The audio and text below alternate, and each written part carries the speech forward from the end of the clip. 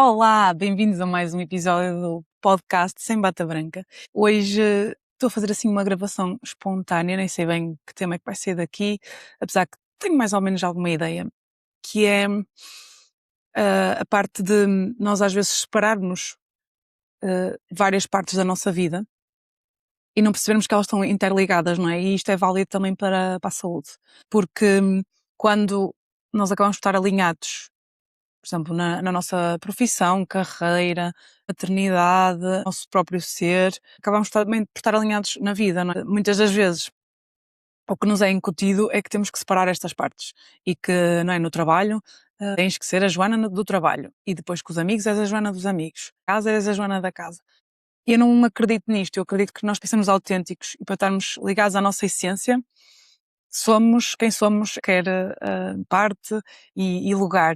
E eu diria que isto ainda é mais verdadeiro no que diz respeito à área da saúde, não é? Profissões na área da saúde, porque há muito aquela sensação de que tem que haver esse distanciamento entre quem nós somos profissional e quem somos como pessoa para quem temos à nossa frente. E a verdade é que é uma área que as pessoas estão vulneráveis, não é? Mesmo que até estejam saudáveis, já passaram por algumas situações e depois ainda existe muito esta questão de quem está do outro lado, não é? Acaba por estar acima e então as pessoas acabam por estar assim uh, nesse, essa hierarquia e de colocar outra pessoa mais acima. Então, às vezes desconstruir isso faz com que se crie uma ligação e um vínculo maior. A verdade é que as relações também ajudam a curar e a tratar e a fazer com que as pessoas consigam quase que otimizar a saúde dessa forma. E então, mesmo uh, o que eu faço em consulta e em mentorias e tudo mais, é dar exemplos meus. E isto pode parecer incorreto, não é? Ai, então, mas estás a misturar a parte pessoal com a profissional.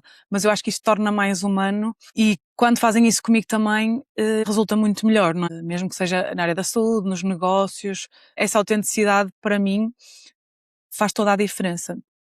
E a verdade é que quando percebemos que outra pessoa está a ser autêntica, também acabamos por nos sentir mais seguros, não é? Quando existe essa quase incongruência entre o que uma pessoa está a dizer e depois o que faz e, e se calhar noutras partes, nós acabamos por ficar assim mesmo um bocado na dúvida se é seguro, se não é, porque depois não sabemos com o que contar. E então, algo que também eu acho que faz sentido e é importante, é nós alinharmos aquilo que fazemos, não é? Ao que nós somos. Porque não é suposto, ou não deveria ser suposto, nós termos todos o mesmo trabalho, a mesma forma de trabalhar, os mesmos horários, tudo como se fosse by the book, protocolado, porque nós não somos iguais. E obviamente que podemos dizer todos somos verdade, mas mesmo assim somos todos individuais, não é? Como individuais somos diferentes. E isso era bastante importante termos isso bem presente, até quando escolhemos mesmo na escola, não é? Que área vamos seguir, depois como é que se vai estruturar a área que estamos a seguir como trabalho. Até vos posso também dar um exemplo.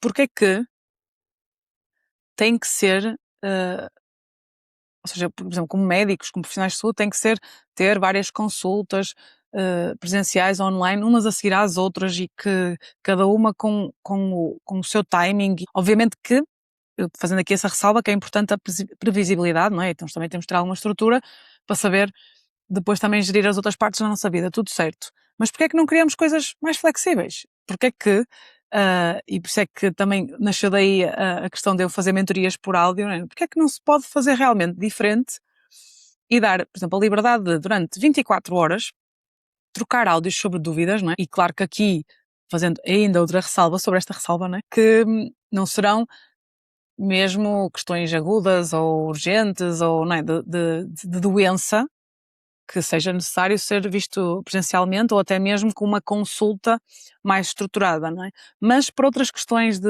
eu não sei porque é que isto me acontece, isto tem-me vindo a acontecer, eu tenho esta curiosidade, gostava de perceber melhor. Porque é que não pode ser assim algo nós criamos a nossa própria forma de servir o outro? E estamos numa altura, podemos realmente pegar nas partes, vamos dizer, menos positivas desta altura, não é? Da tecnologia e do digital, mas também podemos usar isso, como eu costumo dizer, o poder para o bem, que é, já que temos esta vantagem e já que existe mesmo esta questão de, por exemplo, mandar áudios ou mensagens, que não precisa ser só por e-mail, ou seja, que é mais tipo no imediato, porque é que não devemos usar isso a nosso favor? É a mesma coisa que eu estar aqui a gravar este episódio do podcast e graças ao programa que eu uso, graças ao microfone que eu tenho várias coisas facilitadas e não preciso de uma grande edição e posso realmente pôr a minha voz no mundo.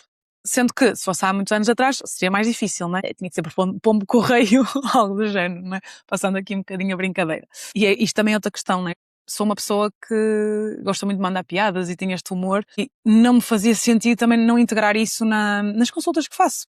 Porque não, tem que ser uma coisa séria, pronto. E para mim, o ser sério e responsável não nos retira também essa parte de podermos trazer o humor. Então, é isso que eu também queria trazer como reflexão, que é que coisas é que tu estás a não fazer que por medo e porque te disseram que não devia ser assim. Ou seja, porque a sociedade disse, porque no curso XPTO disseram que não podia ser assim, porque os nossos pais disseram, ou os meus tios, ou o que seja.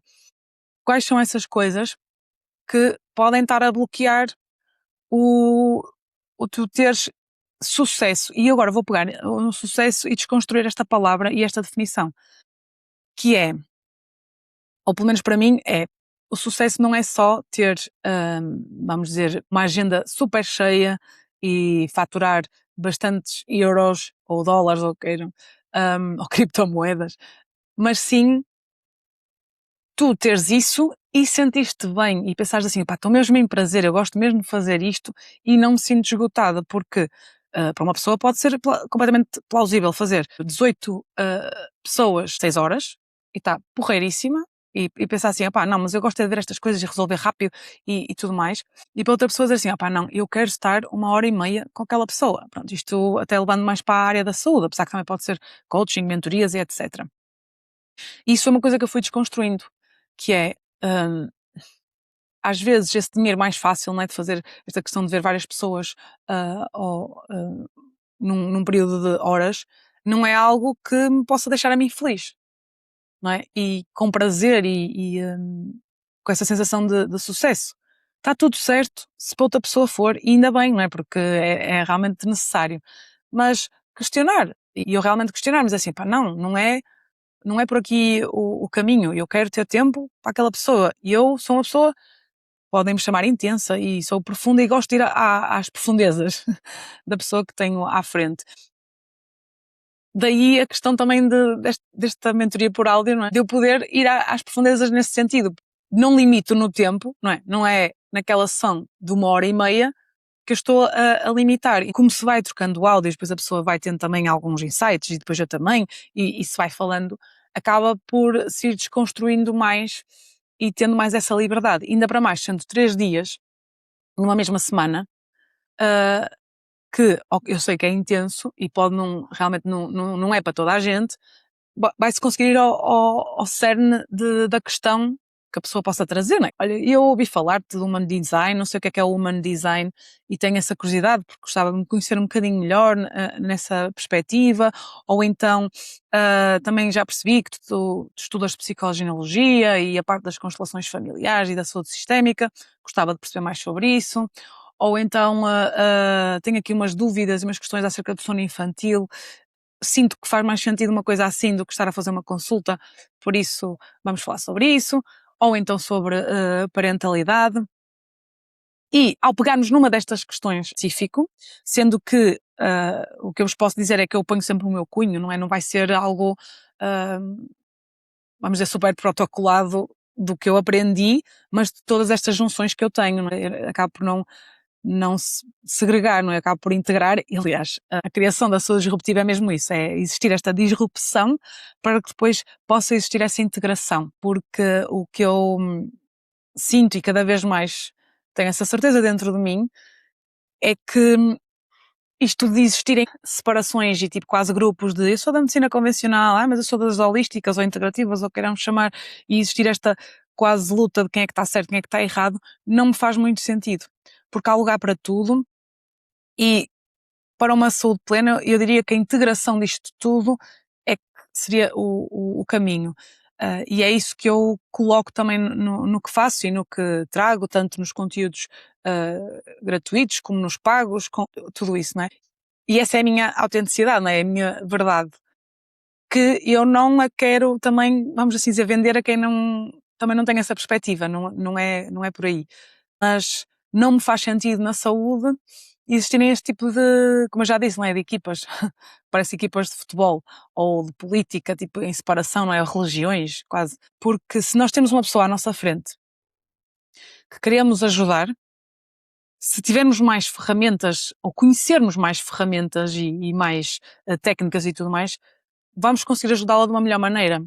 E quando eu digo isto, não quer dizer que nós tenhamos que as saber e aplicar, mas sim dizer assim, opá, eu sei que isto existe, nem sei muito bem como é que funciona, mas não sei porque acho que esta pessoa pode beneficiar. Vou enviar para o terapeuta X ou para o profissional X e Y. E é dessa forma que eu trabalho. Sabe que eu tenho realmente bastante conhecimento e ferramentas e tudo mais, então eu própria já posso aplicar várias coisas, mas mesmo algumas que eu já sei, às vezes eu estou com aquela pessoa e penso, não, eu acho que agora fazia sentido ela ir à pessoa tal, ou então ir ao outro. Porque esta disciplinariedade é que faz sentido.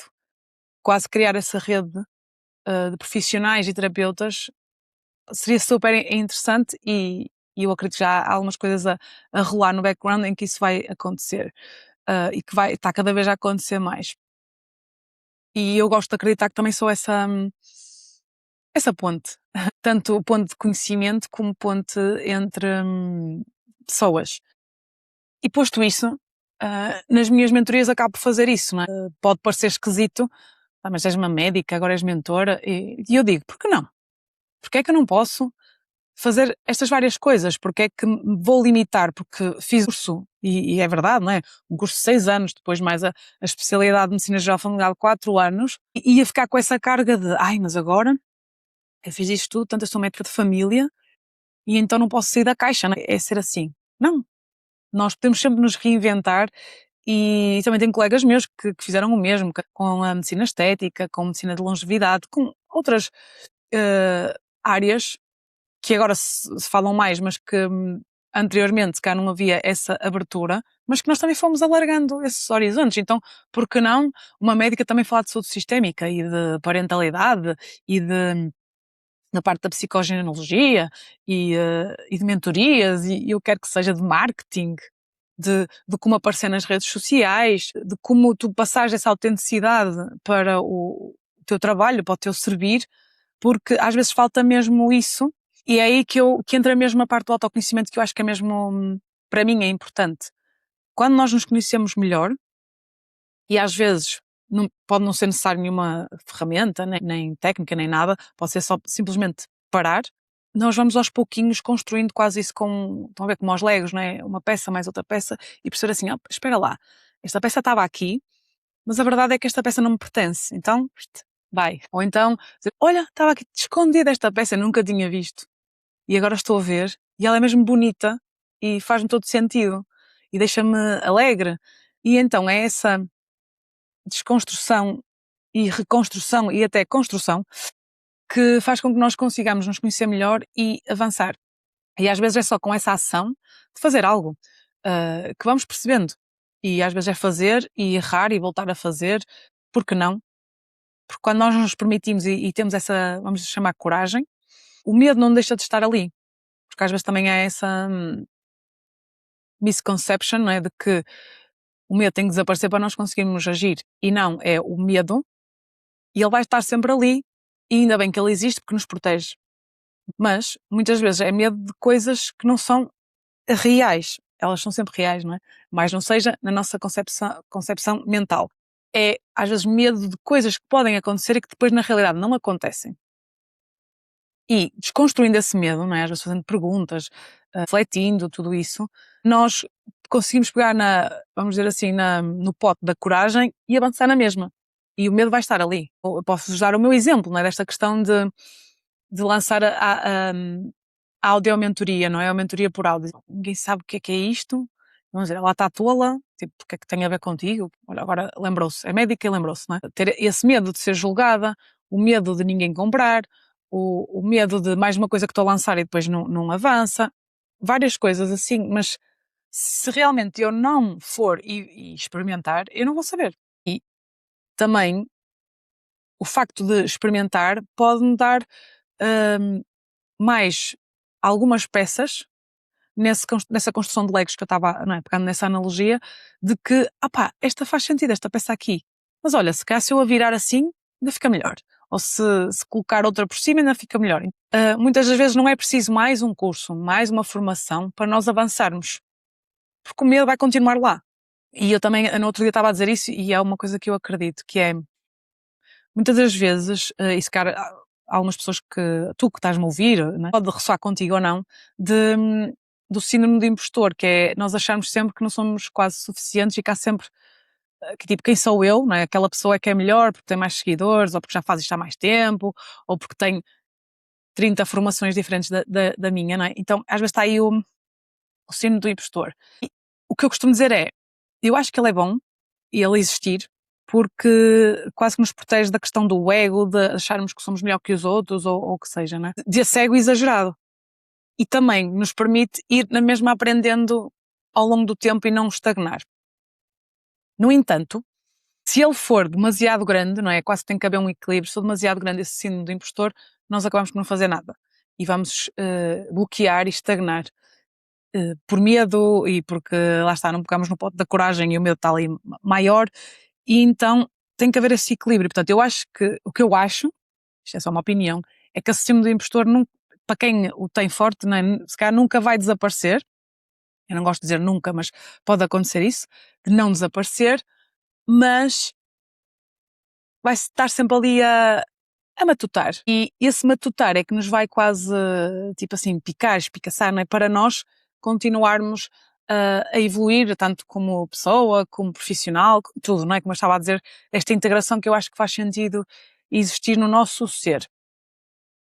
E então, se calhar a mensagem principal aqui deste episódio, assim, vamos dizer, mais curto, tu pensares e não te limitares só pelo que as outras pessoas vão achar ou porque parece que não faz sentido desde ou seja, que estive na faculdade e que agora vou fazer isto e não tem nada a ver, ou então já não tenho a idade para mudar, sempre foi assim e há de ser, e continuarmos nessa, pronto, já se usa muito esta expressão, mas vou voltar a usar na mesma, que é continuar nessa roda do hamster, a achar que tem que ser assim, que as coisas têm que ser assim, porque sempre foram assim, e então vão ser sempre assim. E até por causa desta concepção, não é? Deste conceito, foi aí que eu decidi também sair do Sistema Nacional de Saúde. E eu continuo a acreditar que é possível existir uma estrutura tipo Sistema Nacional de Saúde, mas que tem que ser mudada. Não faz sentido ser assim. Estamos a falar de pessoas, estamos a falar de saúde, e ser tudo tão mecanizado não faz sentido. E então, pegando no que eu estava a dizer, porque o que me fez sair foi de me dizerem assim: nós já tentamos, é sempre assim, não vale a pena, então vamos continuar. E para mim, se fosse a questão de, olha, tu é que estás tola, só tu é que tens essa visão, ainda era naquela. Agora, as pessoas concordarem, mas dizerem não vale a pena porque os outros é que estão lá em cima, sabe? Assim, nada muda, nem avança, nem evolui, se não existir essa disrupção. Ninguém está a dizer que até pode ser uma disrupção que depois causa algo que não vá para melhor, mas até para menos bom, não é? Tem que existir essa mudança, quase essa mudança de paradigma, para perceber se, ok, então se calhar afinal aquele estava melhor. Ou melhor, não estava totalmente melhor, mas havia coisas naquele anterior que até podíamos aproveitar, não é preciso uma mudança tão radical. Por exemplo, não é? Tipo quase fazer shake-shake, mudar alguma coisa e perceber daí qual a melhor construção. Basicamente é isso que eu quero vos trazer com estas reflexões e que eu quero trazer com este movimento da saúde disruptiva. Questionar. Na minha perspectiva não existe assim uma verdade absoluta. E então tudo o que acaba por ser tão dispar e tão segregado também não está a atuar para vamos dizer, para uma melhor humanidade, que é mesmo assim. E então aqui é quase tipo abanar as estruturas e perceber onde é que faz sentido mudar ou ajustar e ir assim aos poucos, que é o que também fazemos connosco nesta questão e que eu estava a falar do autoconhecimento e nesta caminhada de nos conhecermos a nós próprios e perceber exatamente aquilo de que gostamos, o que somos, por nós e não pelos outros. Posto isto, acho que já deixei aqui muito pano para mangas, para reflexão e tudo mais. Mas gostava que me dissesses qual foi assim a reflexão que te fez mais sentido e também a que fez menos sentido, dizer assim, olha, estás tola. Também pode ser, ok? Mas tenho essa curiosidade. Pronto, dar-vos um bom dia, uma boa noite, conforme a hora que estiveres a ouvir, e até uma próxima.